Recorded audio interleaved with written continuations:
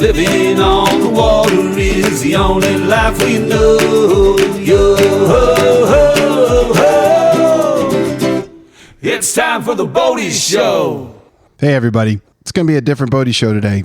Life got lifey this week, and Steph and I weren't able to record at the time we'd scheduled over the weekend, and a few other things happened, and we haven't been able to record since then either. So what I'm going to do today is read a couple of articles that I wrote for our local Thousand Islands Sun print newspaper. The articles describe a couple of really big trips that I took with my son in 2022 and then again in 2023. And these are very special trips to me, big adventures, and a really good experience for the two of us. And your regularly scheduled programming shall resume next week.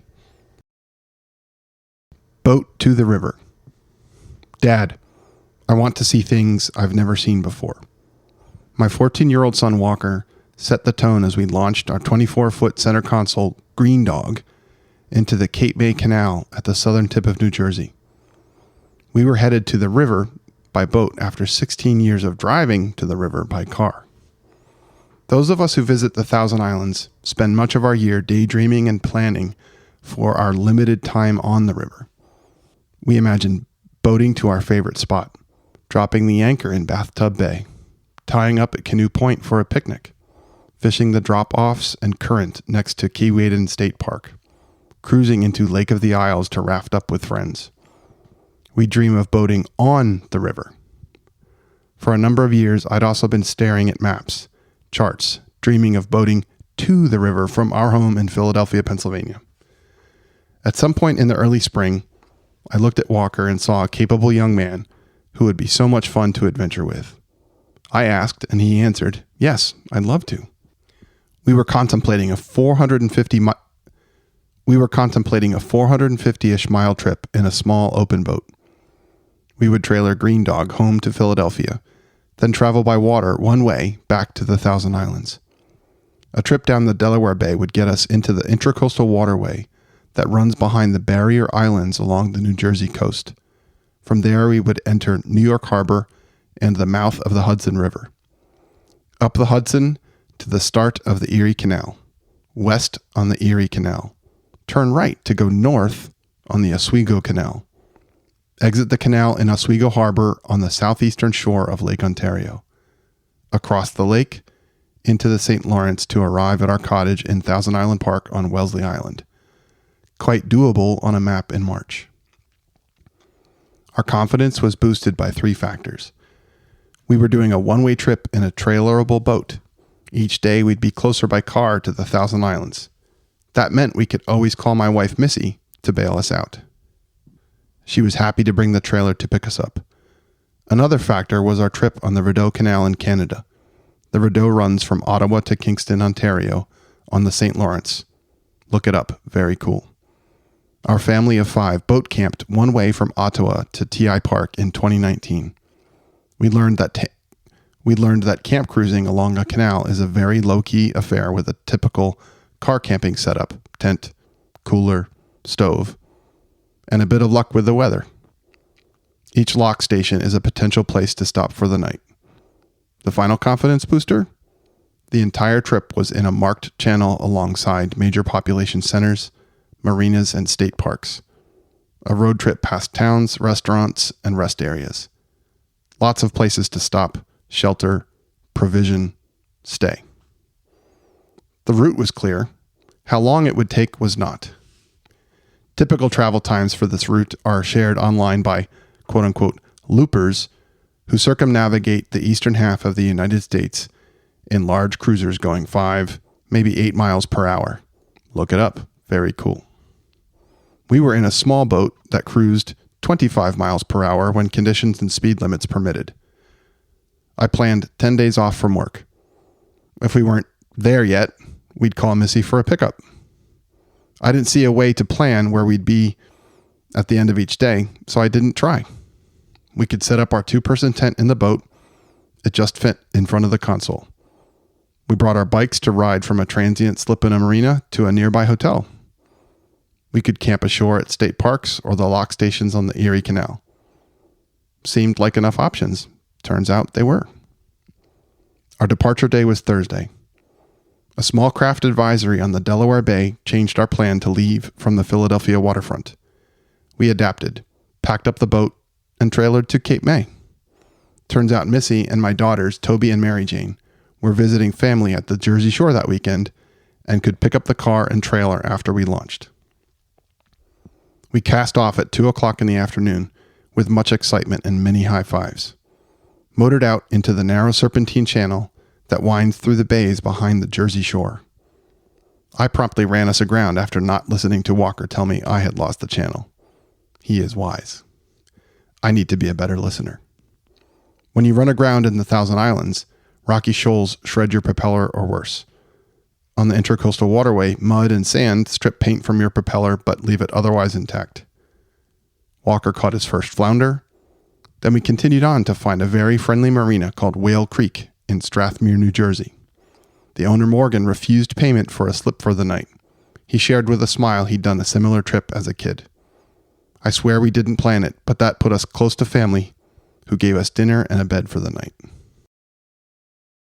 Friday morning, we left our host a 12-pack thank you, cast off and wound 20 miles to Atlantic City without running aground. I listened to Walker this time. A monster northwest wind hit as we came out of narrow canals behind towering casinos. Chop built quickly in the increasingly open water leading to Great Bay, one of the most pristine marine wetlands in the world. Look it up. Very cool. That cold wind howled from Canada past the Thousand Islands all the way down to New Jersey for 3 straight days. 25 miles per hour sustained, gusting to 35. It caused a small craft advisory the day before. When we got to Great Bay, we were tossed by huge chop and soaked through from salt spray blown off the whitecaps by the wind. Walker literally turned blue, so we sought shelter in aptly named Beach Haven on Long Beach Island. We changed into dry clothes, warmed up, and called it for the day. A few phone calls later, and we'd booked a slip for the boat and a hotel room a short bike ride away. Salt crystals covered my beard, so a shower felt good.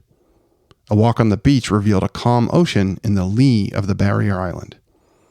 That prompted research into, quote-unquote, going outside via Little Egg Inlet the next day.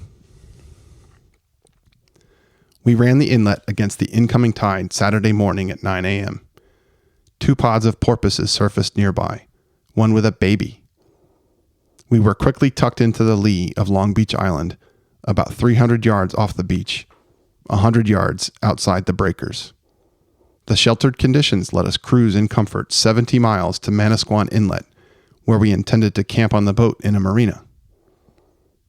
In Manasquan Inlet, loud music from 2 dock bars sent us by bike to a sweet little frozen-in-time motor inn called the Twin Oaks Motel.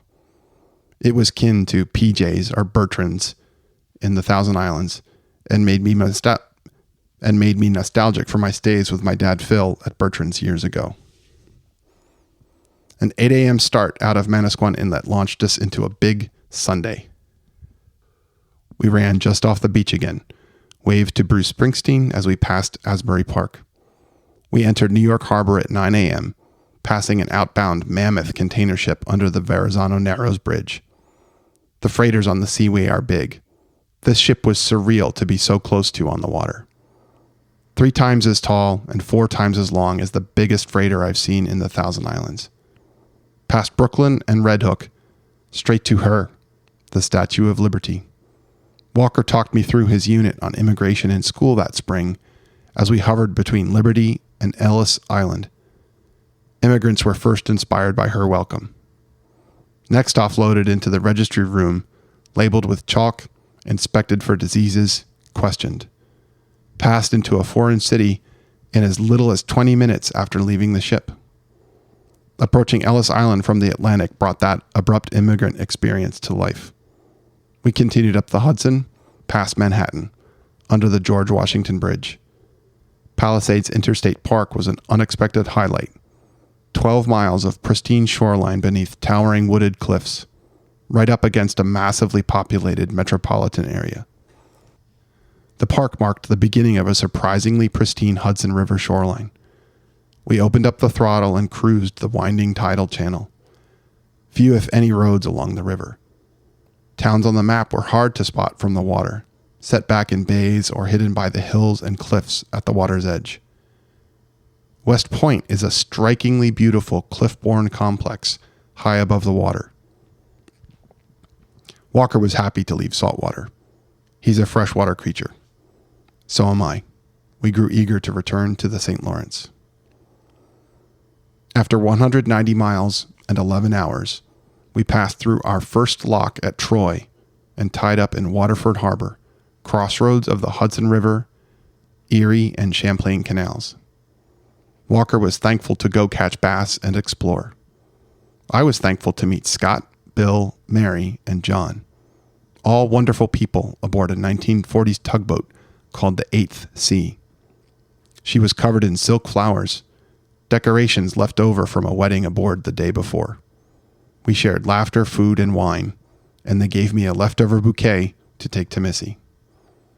We slept aboard at the base of the Waterford Flight, which would lift us 17 stories to the Mohawk River the next morning. Monday morning, we shared first lock with 5 loopers and a giant rumbling super yacht on its way from Florida to Chicago. 5 tall locks and 169 feet of elevation gain later, we exited into the Mohawk and left the slow and steady loopers behind to cruise at 20 miles per hour. The efficient operation of another 12 locks by friendly lockmasters got us to Little Falls near Utica at 4 o'clock that afternoon. A beautiful grassy campsite next to a small waterfall, a one-pot meal, then reading in our sleeping bags until we fell asleep. The locking procedure is active and wonderfully calming. All New York State barge canal structures are recognizably painted white with bright royal blue and gold trim. When you see the brightly painted lock station in the distance, you use your handheld VHF radio to call the lockmaster on channel 13. You say, "Lock 8, this is the Green Dog approaching westbound. We'd like to lock through, please." The lockmaster replies, "Green Dog, we'll have the open..." The lockmaster replies, "Green Dog, we'll have the doors open for you." Or, we're lowering or raising boats and we'll open the doors as soon as we cycle the lock. Some locks have a stoplight that turns green when you're supposed to go in. You idle slowly past towering steel doors into the 43-foot wide, 300-foot long lock chamber and pull up to the wet concrete wall. Sometimes there's a rope to hold on to. Sometimes there's a pipe or cable. You loop one of your lines around to hold yourself against the chamber wall. Silent hydraulics gently close the doors behind you.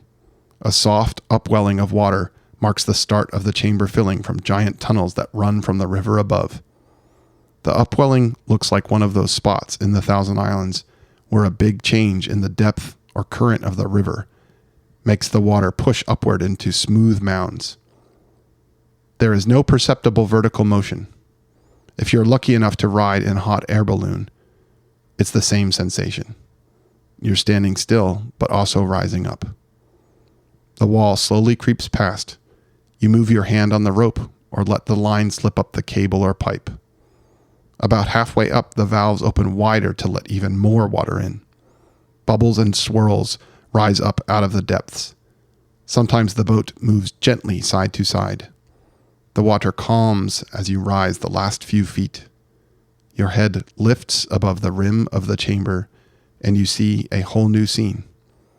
The generator house, the lockmaster office, trees, fences, nearby pastures, houses, or roads. Often there's a friendly lockmaster to greet and chat with. They'll ask if you're coming back through. You say, "No, we're going to Oswego." They smile and offer to call ahead to alert the next lock.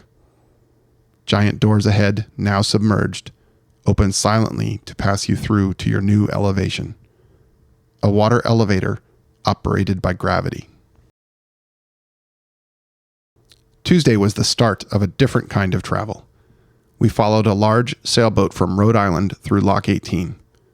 Upon exiting, we discovered we'd left the Mohawk River and were now in a narrow, truly dug by hand by shovel section of the canal, which meant 5 or 10 mile per hour speed limits, which meant more time on our hands between locks and the need to entertain ourselves. 10 miles per hour for hours at a time can make a person go a little crazy.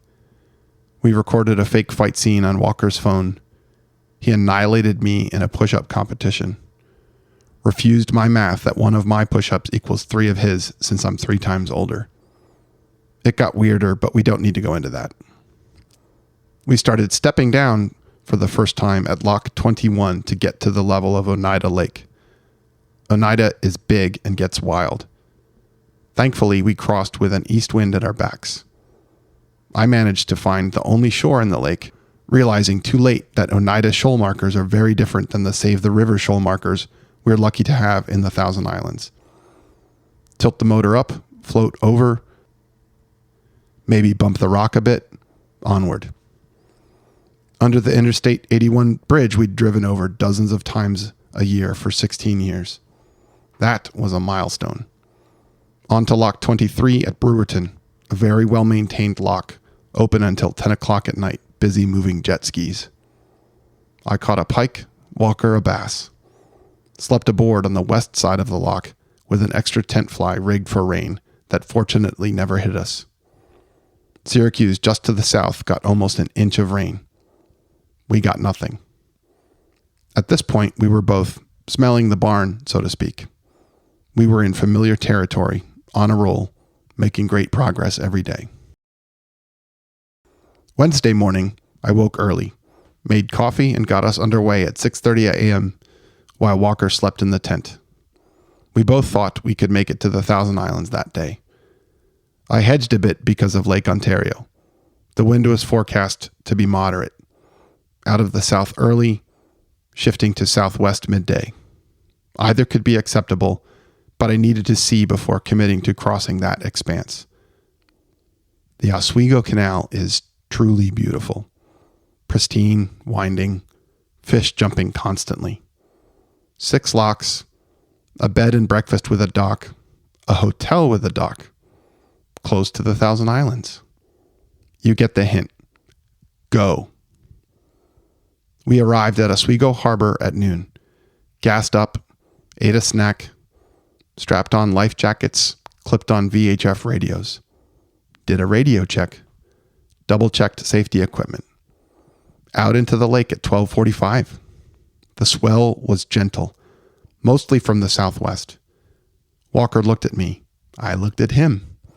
We both felt a little nervous, but confident in each other and the green dog. I said, I think we should go straight across. He said he did too, so I zoomed the GPS way out until I could see the other side of the lake. I lined up the icon on the screen representing our little boat with the mouth of the St. Lawrence, then took a bearing on the green dog's compass, 115 degrees.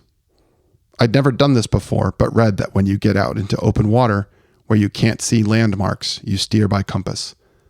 Otherwise, you end up wandering all over or going in circles, like when you're walking in the woods without a trail or fixed landmark. We cruised for the next 3 hours out in the open inland sea of Lake Ontario. It was exhilarating. We could see land to the southeast and behind us to the south. 180 degrees west through north to east, nothing but blue water. Walker was mesmerized. I was too.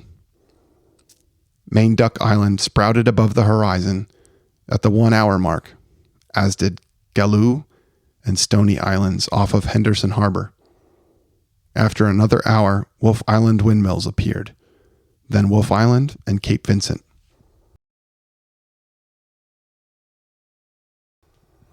At the 3 hour mark out of Oswego, steering 115 degrees, we passed a Canadian Coast Guard cutter going out of the mouth of the St. Lawrence on our way in.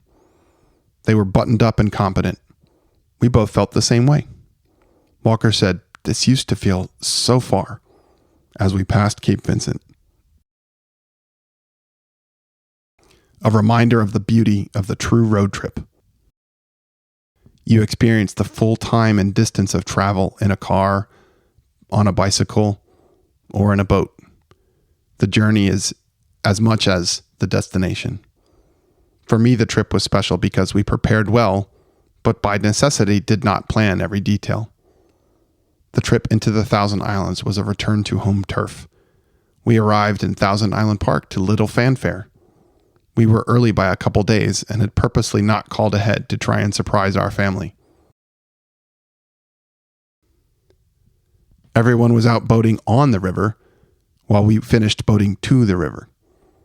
The absolute greatest satisfaction in so many ways comes from sharing uninterrupted time, space, conversation, humor, and accomplishment with my son.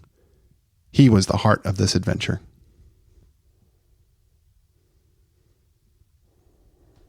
So that was 2022.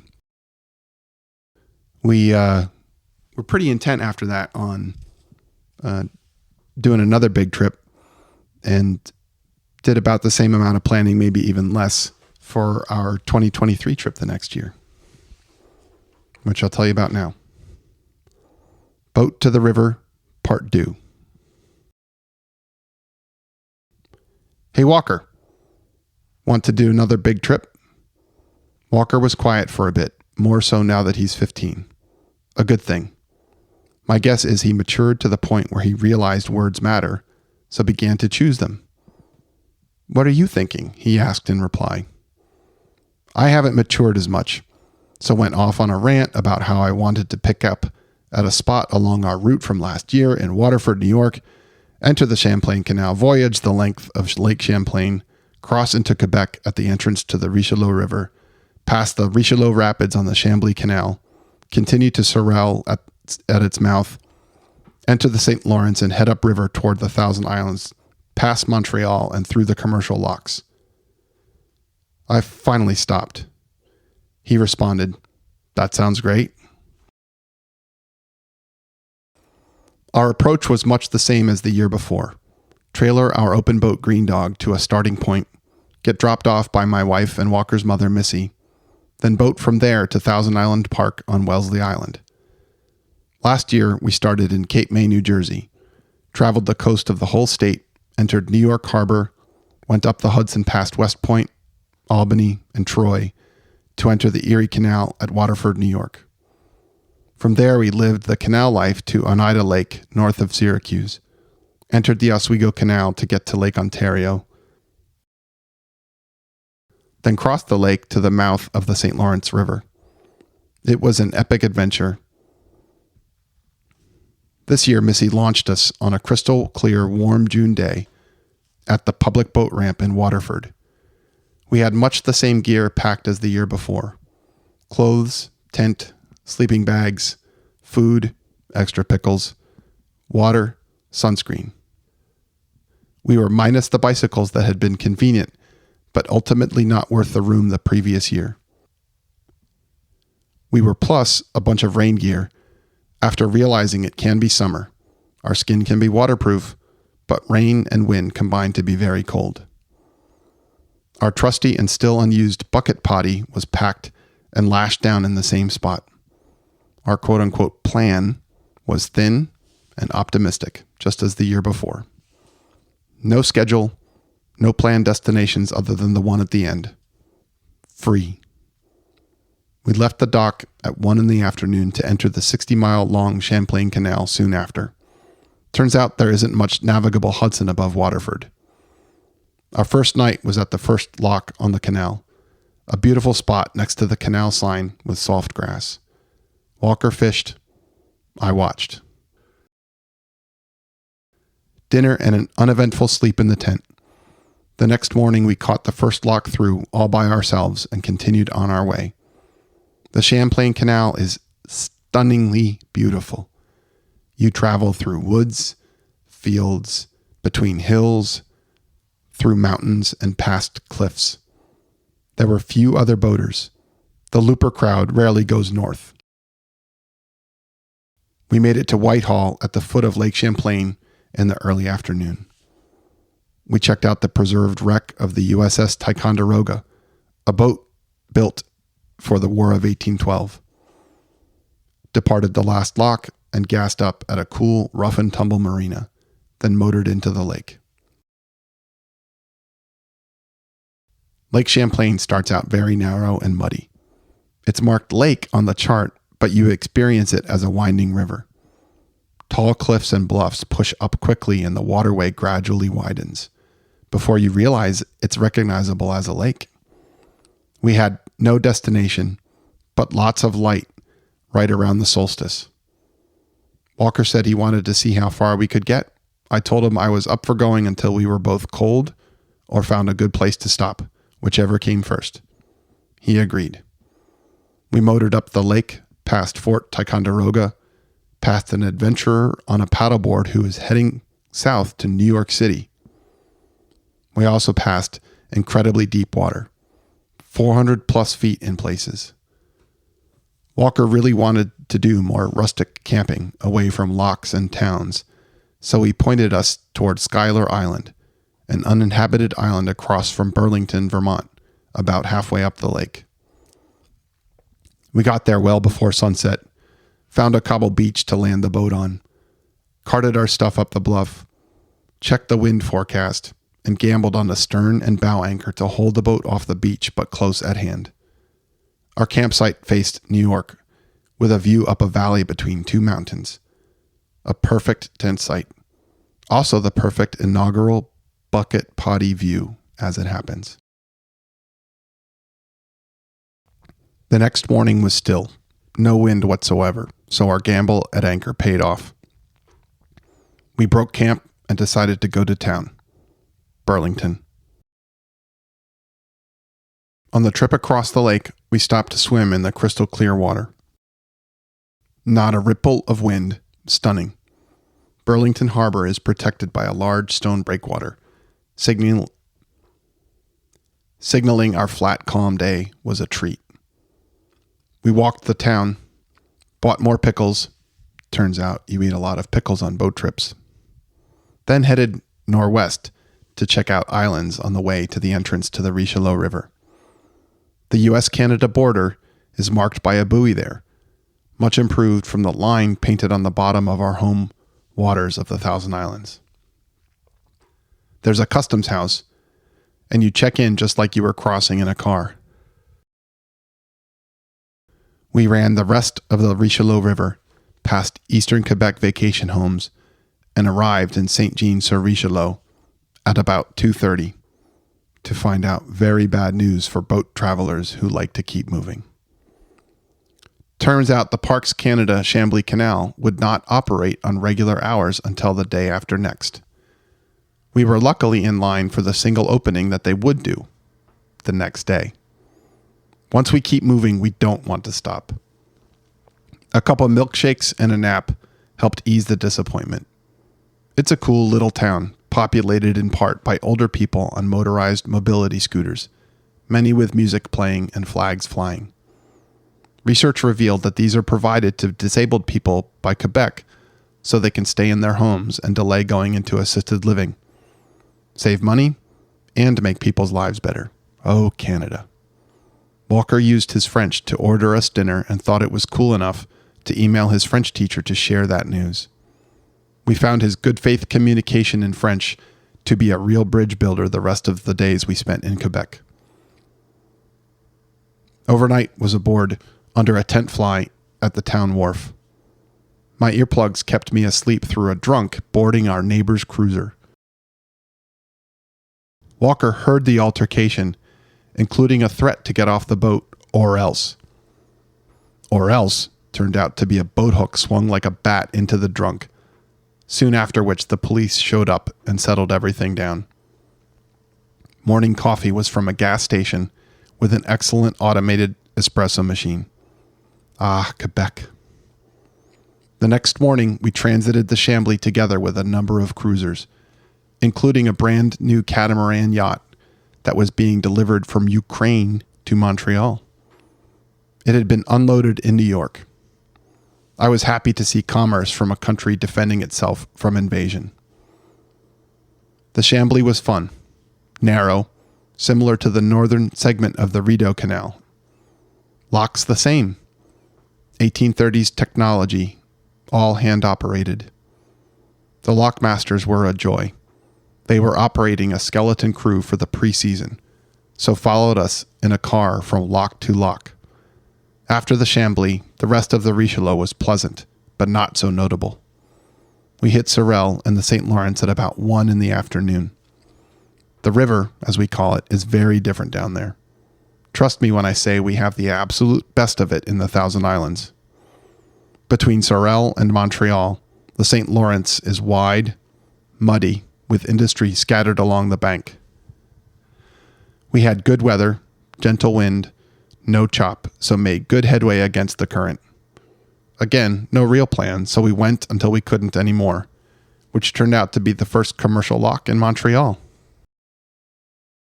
I had done no research, preferring to learn as we go, so discovered the Canadian locks open for pleasure boats at a scheduled time once per day.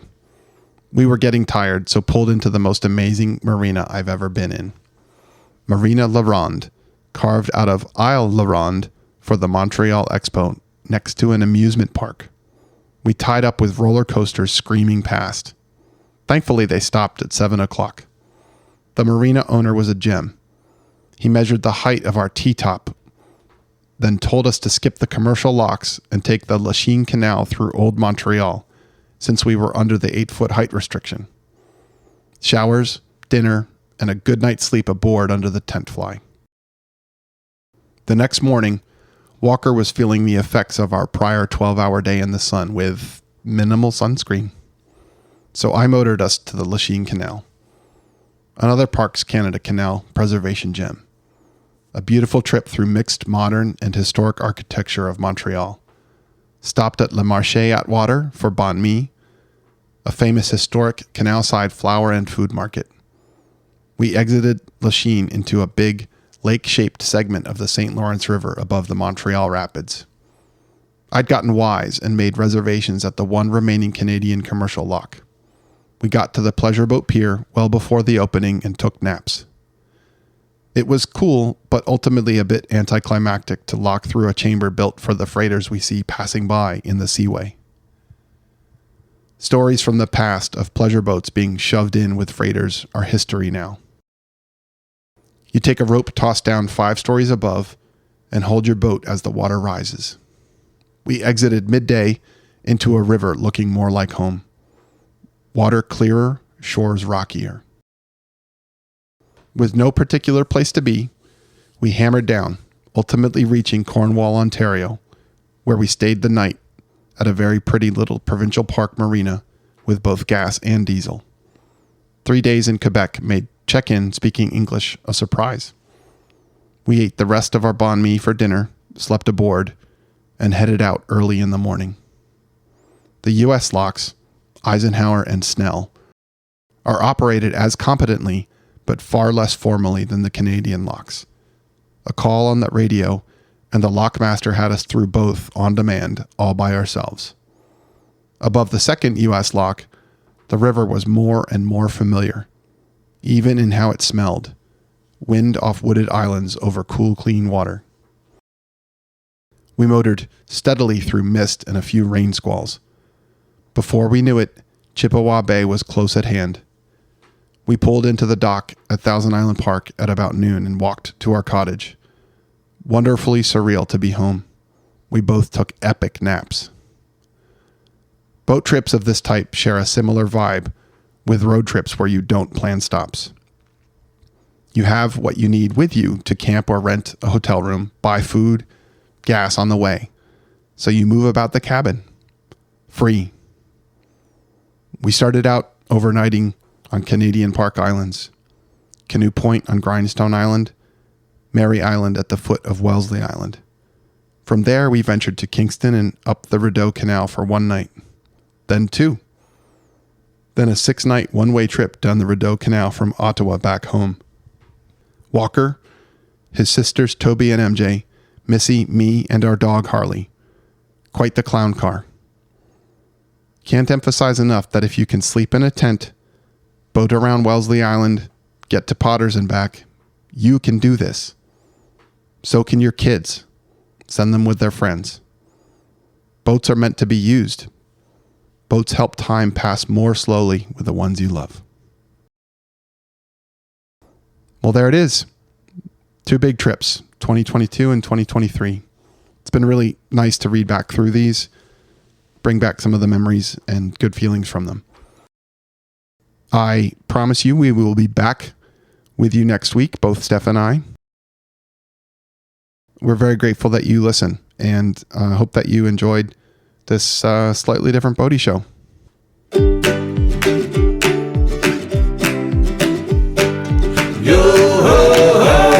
That's it for the Bodie Show. Pack the cooler, grab the lines. Let's go, go, go. Yo ho, ho, ho, ho. That's it for the Bodie Show. Take care, everybody.